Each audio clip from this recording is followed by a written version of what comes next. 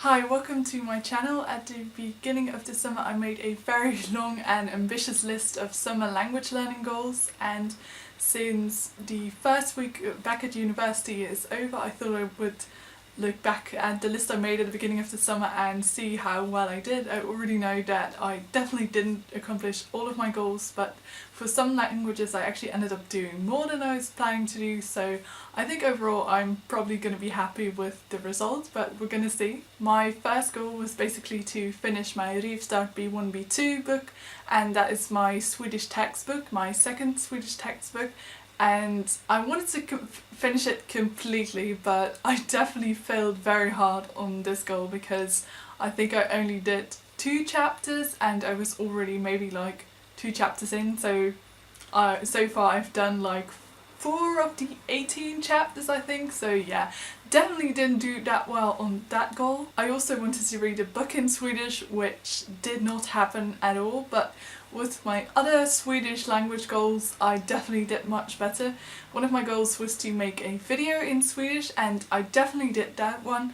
You can go check it out if you want. I talk about how I started learning Swedish basically in Swedish, so I'm very happy that I did actually make that video. This summer I also wanted to make a video in another foreign language, but that didn't really happen. I think mostly because I thought about making one, but I just didn't really know in what language I would feel comfortable besides Swedish, and I also didn't really know what I could really talk about. I just need to think about it a little bit more, but I do hope to make another video in another foreign language this year at least. My last goal for Swedish was to watch a movie or something else, and I definitely accomplished this goal because I watched so many things in Swedish this summer. I watched 13 episodes of Pippi Longstocking, but also lots of documentaries and TV programs. I watched the news a bunch of times in Swedish, so I definitely accomplished this goal. For Italian, my goal was definitely very simple. I just wanted to get to level 10 on Duolingo because I just wanted to learn Italian because I was going on a holiday to Italy and I just wanted to be able to say some sentences in Italian, but I didn't necessarily at first really want to spend too much time on learning Italian, so I did accomplish that goal. I got to level 10 on Duolingo before I went to Italy. I didn't end up speaking a lot of Italian because there were like the 2 weeks before I left for Italy I hardly did anything with Italian because I was just doing a lot of other stuff, so when I was in Italy I just couldn't really remember that much, but there was a lot of stuff I could actually understand, so that was pretty cool. And I also was just really inspired to learn more Italian because unlike some other countries, in Italy the people seemed so excited when you learn their language. Like my dad actually talked in Italian quite a bit and people just seemed really they really seemed to appreciate when he tried to speak in Italian, even if he wasn't fluent or anything. So while I was in Italy I ended up buying a few books in Italian. I got this The Lion, Witch and the Wardrobe by C.S. Lewis in Italian. I've already read this in English, so at some point when my Italian is a little bit better this shouldn't be too hard to read, I think.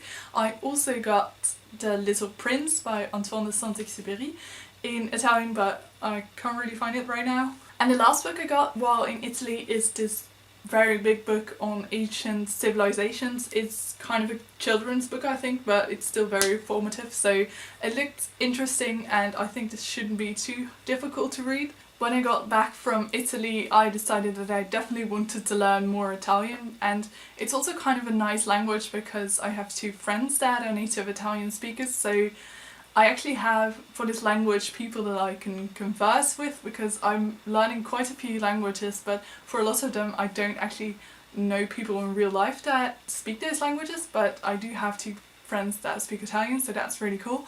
And I went online kind of looking for a book that I could use for learning Italian, and I ended up getting this one, Complete Italian. This is the first teach yourself book that I got, so I didn't really have a lot of experience with it, but so far I'm really liking it. I've done 3 or 4 chapters so far and it's quite fun. For German and French I didn't actually have a lot of very specific goals. For French I wanted to read a comic or a very short novel or short story or something, and I also, for both languages, kind of wanted to get back to my old level, the level that I had in secondary school. But for German I actually didn't end up doing anything at all. I ended up reading this Tintin comic, L'Étoile Mystérieuse, and even though my French really isn't that great because of the pictures, it was really easy to follow, so this was a fun read. And I also dug out some of my old secondary school stuff and I did some exercises out of my grammar books I used back then, but they were kind of, yeah, they aren't really great books. They're very dry but also kind of confusing. They don't really seem to start at the basics, even though the book that I was using was sort of a basic grammar book. So I think I'm going to find another book that just explains stuff a bit more clearly, because this was just not great. For Japanese, I wanted to get to chapter 5 of my Japanese from Zero book, and I ended up getting to chapter 4, so I didn't completely manage to reach my goal, but I'm happy with what I did.